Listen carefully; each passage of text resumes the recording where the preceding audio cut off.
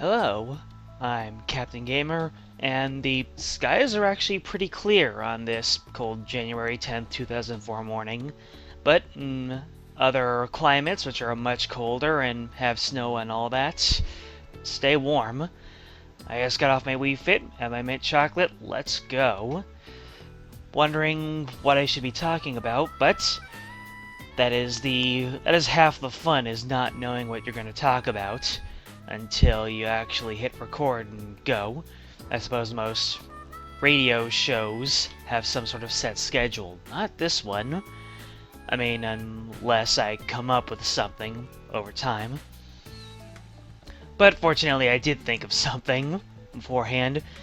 So I want to go into one of the major tenets of the way that I think, and that is I don't know what you call it, the principle, the practice. Yeah, let's call it a practice. The practice of extracting value. And if you know me, you'll probably know where I'm gonna go with this, but for everyone else, extracting value is the practice and the ability to see the good in anything, to look deep into something, find something that actually works for you, that you enjoyed, and to isolate that from the rest, and just see that one great thing for what it is. And a lot of times I practice extracting value on media, such as movies, games, books, things like that, especially games. I mean, I want to make my mark on the world by extracting value from games, all games, which may be a little strange to a bunch of people, because I'm going to just be completely honest, the gaming community sort of has this atmosphere that I don't want to say discourages, but that is the most blunt way to put it, that the gaming community has this tendency to discourage extracting value. Even though there are people out there, there are great people out there who have web series entirely dedicated to practices very similar to extracting value. Off the top of my head, I can think of Extra Credits and Game Exchange. Yes, Game Exchange is a great one. And their practices of extracting value. Extra Credits likes to look into how video games work and their effects on the community, and Game Exchange likes looking at the cultural references within games, sort of like a melting pot of medium. As for me, I'm not exactly interested in a specific sort of value. I am interested in teaching people how to consciously be aware of the fact that they can extract value at any point in their lives, not just when it comes to games or movies or books, but just in general. You can look at anything and say, oh, here's the good about this, and do not mistake extracting value for finding a silver lining. Finding a silver lining is, I don't know, sometimes people say that you're actually adding something good. Some people say that you're polishing off something bad in an attempt to make it look good. But, and it does work in both ways. But in the case of silver lining versus extracting value, silver lining sort of falls under that latter category, where you're trying to justify something with finding the good in it, which might be a losing battle, because when you find the silver lining in something, like I said, you're trying to justify something, but if something is overall bad in a very general, broad sense, that's not really going to change anything. a bad movie is going to be bad, and if you say, well, at least this one moment made me laugh, then the general reaction to that is going to be, yeah, but that didn't exactly save the movie. In which case, those people may be right. Now, when you're extracting value, when you say, well, this one moment made me laugh, you focus on what made that one moment in the otherwise bad movie so great. And then you just go ahead and you continue focusing on that one thing. This way, when you think about that one thing that was good about the movie, it does not get bogged down by the rest of the movie not exactly meeting up to those standards. And I am really trying to think of one example of something. Well, I'm sure, how about this? If you can think of a movie that you overall didn't enjoy, or a game, or a book, or anything that was overall not exactly what you would call standard good, but you enjoyed one or many aspects of it, and those aspects stuck around with you, I would like to hear you talk about those things in the comments to that video. And I just remembered something. There was a game that I own. It's called Girls. It's for the PlayStation 2.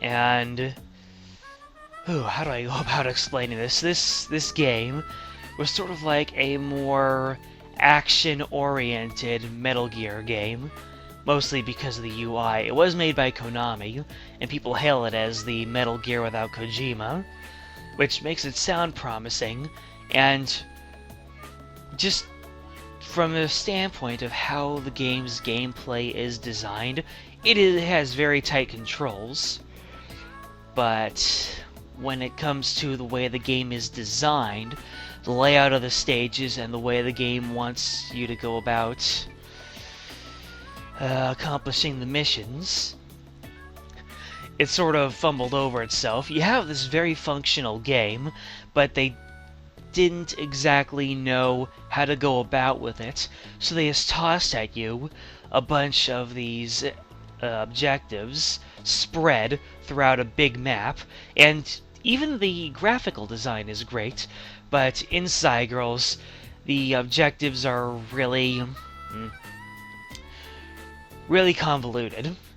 But I really enjoy the gameplay, and the storyline also. I don't really know.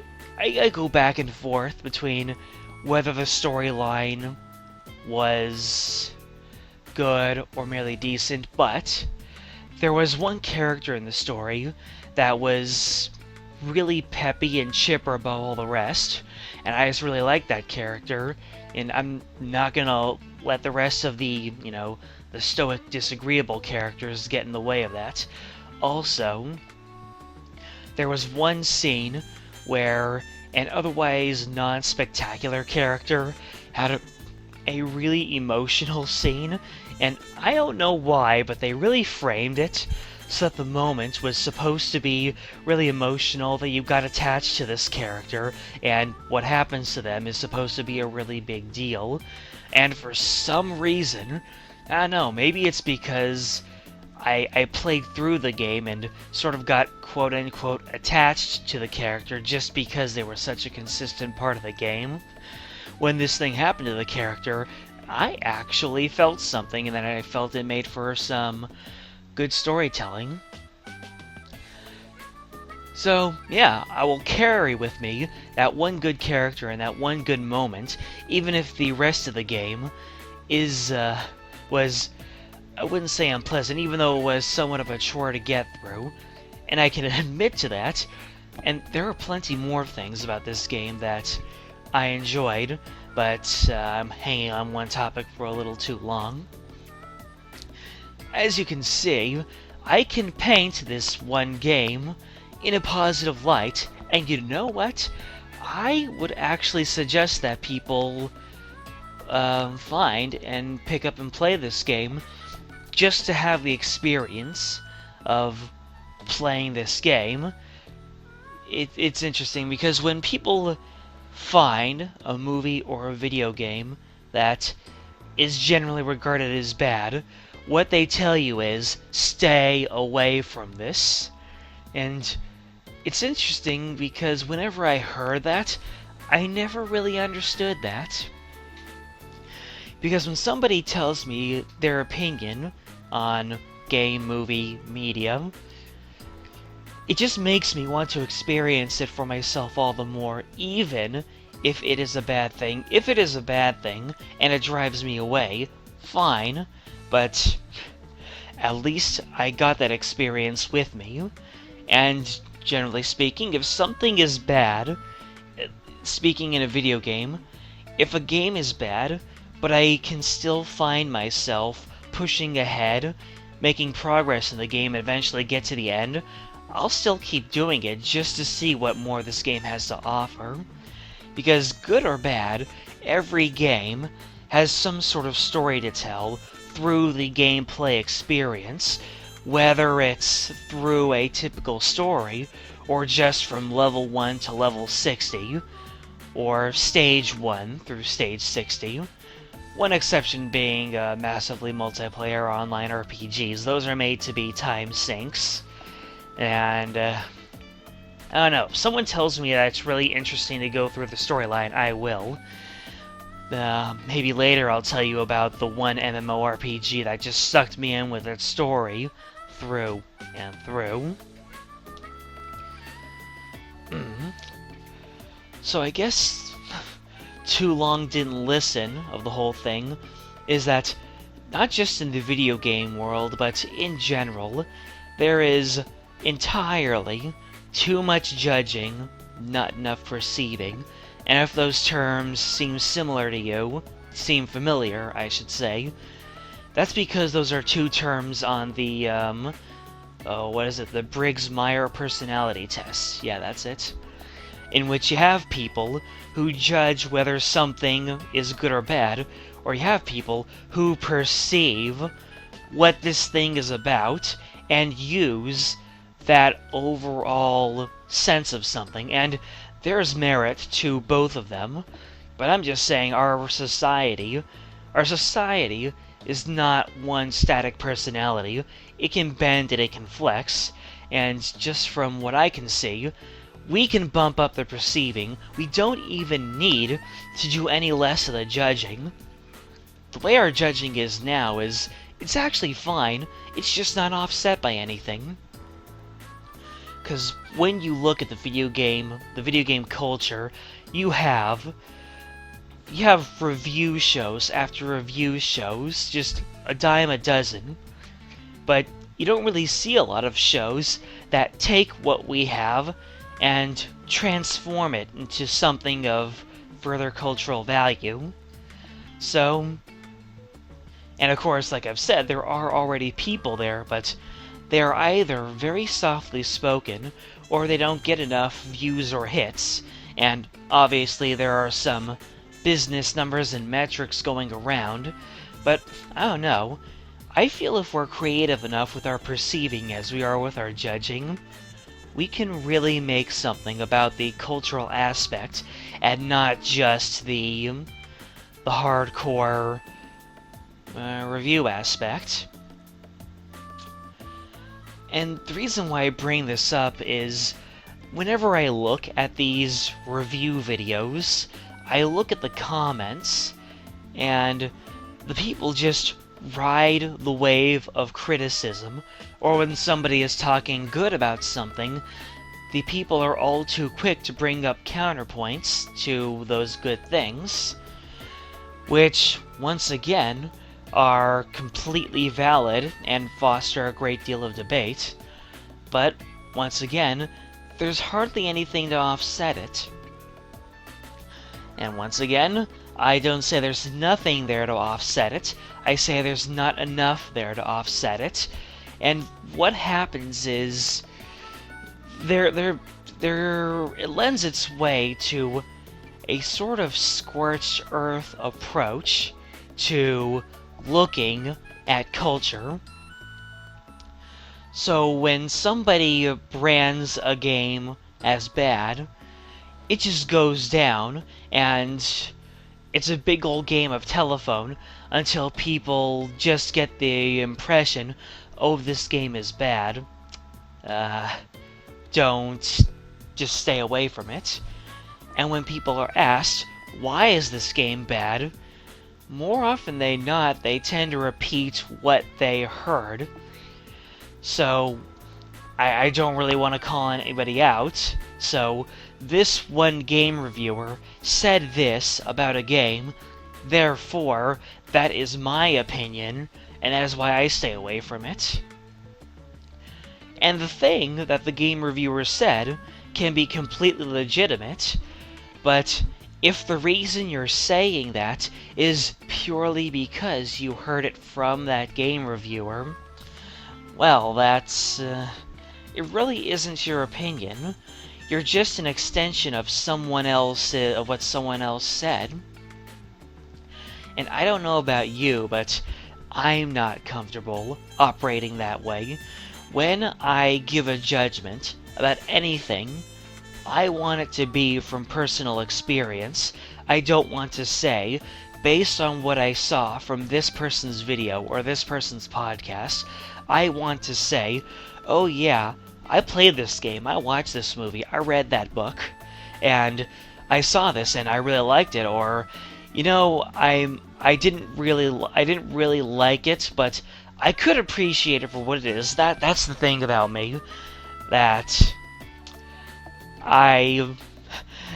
might, I don't know, that's just one thing about me. I will say that I didn't like something from a typical standpoint, but I will like something for what it is. Oh, case in point, if anybody remembers the video game series Bubsy, they created a trailer for a TV show for that. And of course, since you've never heard about the Bubsy TV show, that trailer never caught on. I watched that trailer, no, what is it called? A pilot.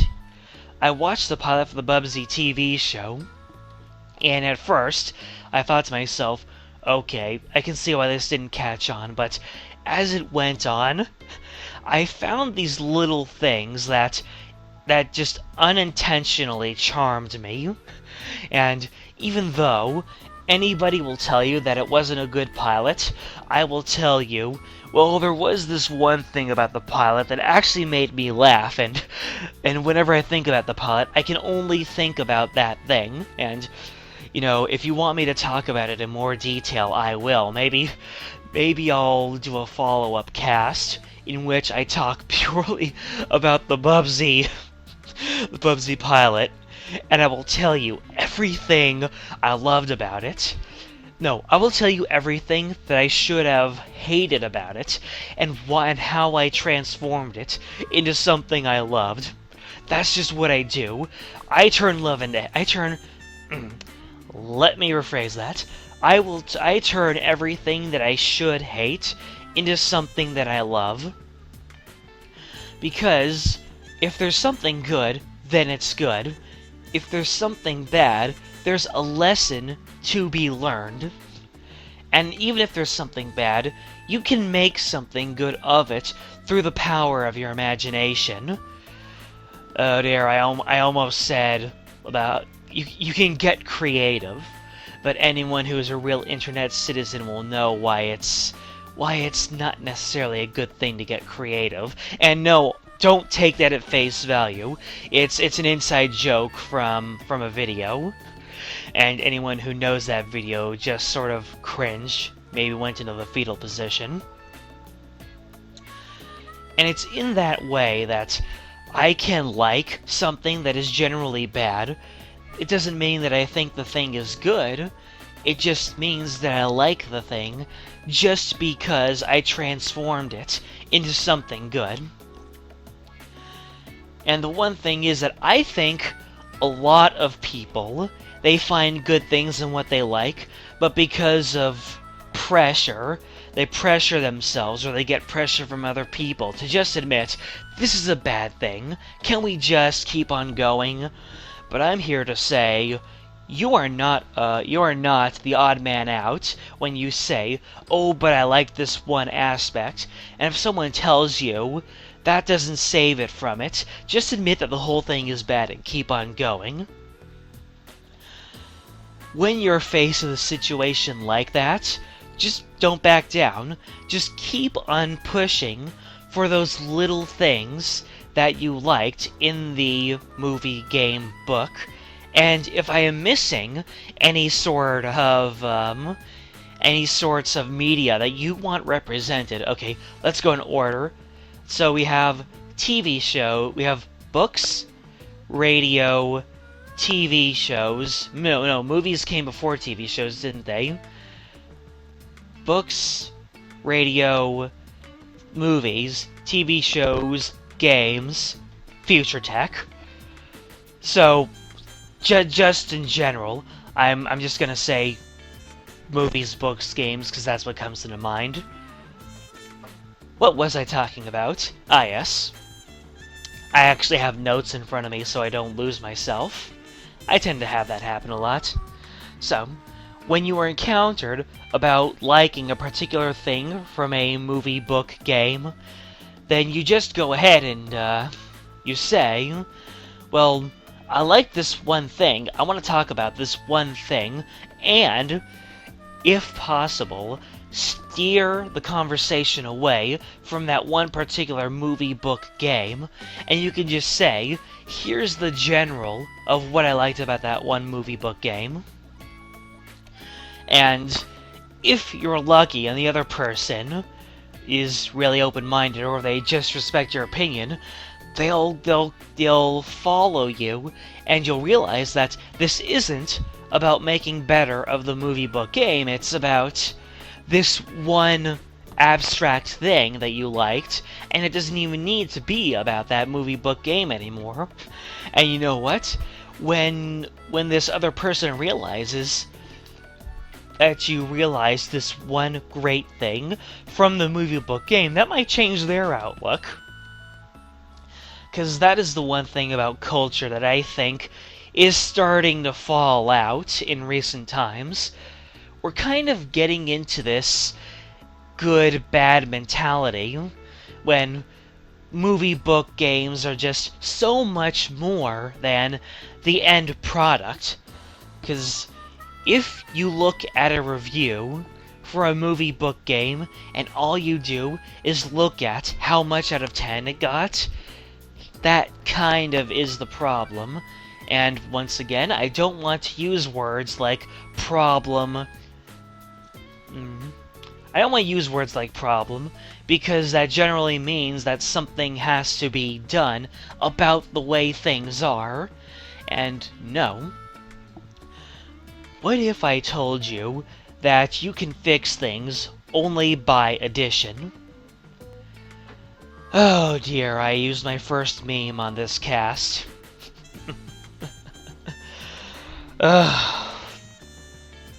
That is another thing that I like to find value in. People say, ugh, memes, but there's so much you can use memes for, but I'm getting off topic. Movie, book, games, there's a whole world contained within these works of... I'm just gonna say art. Or maybe media. I'm gonna say media. Media is a less controversial word to say nowadays. There's just so much contained within these works of media, even the throwaway ones like the Scary Movie series, even if you don't want to admit to it. Oh, so, when you try to argue the case for your movie, book, game, don't be apologetic. Just say, well, this is what I think, and if people keep on pushing you to just admit that something is bad and keep on going, you push back.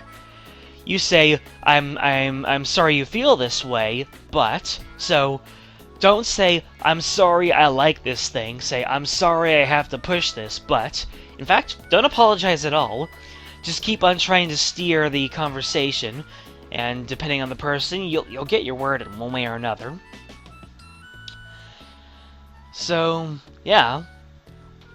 The reason why I say you can fix things by addition is that if you can keep on pushing to make yourself the loudest person in the conversation, then you can get your words out there, and you can kind of make the practice of extracting value, you can make it trendy, because people like to follow trends.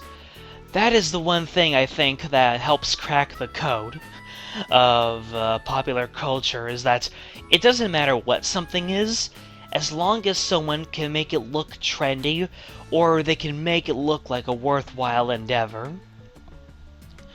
So, if you're a person who practices extracting value, but you can't get a word in edgewise, just try pushing with the people who allow you to make that push, and you'll see that it's not that hard to do.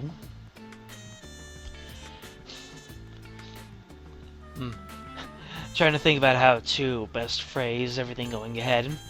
When you get into the habit of extracting value, you're more confident at it, and pretty soon you're not thinking about what people will think about what it is you're doing when you're extracting value. Instead, you'll just be doing it for the sake of it, because it's fun, or because, it's just something that drives you.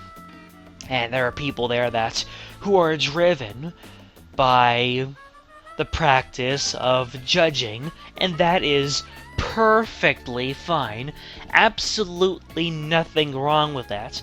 And our culture has excellently fostered the art of judging, and that's why we have so many of these review shows, and reviews are some of the most popular pieces of media out there, because people have gotten so good at it, and people are so confident at it. So there's absolutely no reason we can't make a movement for perceiving, and there already are movements for perceiving.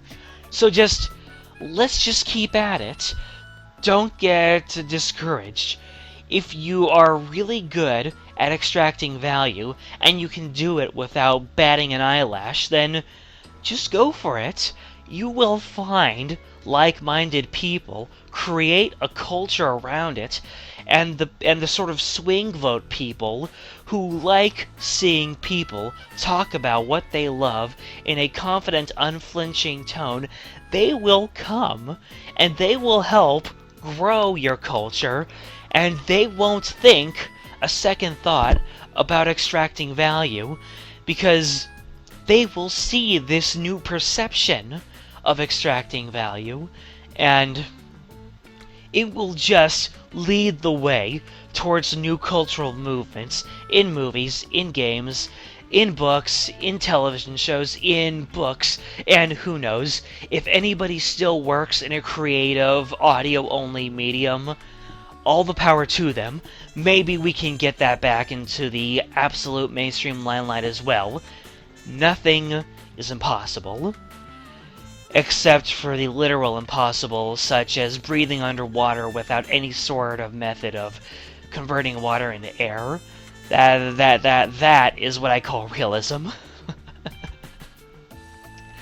So yeah, the people who, I don't want to say people who override value, but the people who don't invite extracting value, they are the loudest people, because the culture of judging is so strong that people don't know, or people just don't have a refined enough perception on how to be perceptive.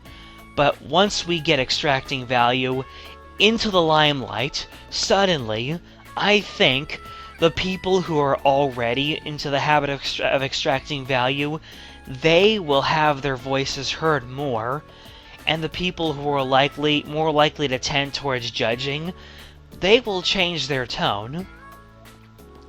At least, that is what I believe can happen if us fellow value extractors can really, give it a push. push back against the countercultures. No. One thing I want to get ahead before anything else, never, ever phrase your movement as a conflict. Never say that it's you versus somebody else, because that is judging. That is judging against whatever opposing forces you are working with everybody else. I don't care if those people put you down and they work against you.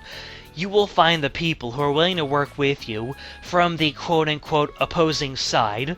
So, no, never phrase anything as a conflict. Everybody is an ally in some way, and I will gladly debate this with somebody else. Once again, I will not be debating it. I will be working with the person to reach a general consensus, because conflict, it's not the solution to everything. And as far as I can help it, I will make sure to phrase everything as a collaboration and not as a conflict. And no, I will not phrase it as collaboration versus conflict. This slippery slope just keeps on slipping, doesn't it? But I've already gone off on a tangent for far enough. I guess just the general gist of what I've been saying is, don't be afraid to extract value. Like the things that you like, despite the fact that the things that you don't like are out there. And who knows, if you focus on the things you do like, you can transform the things that you don't like into a thing that you do like. It doesn't really change what the thing is. All that changes is, now you like the thing, and you're more willing to learn and grow because of that thing.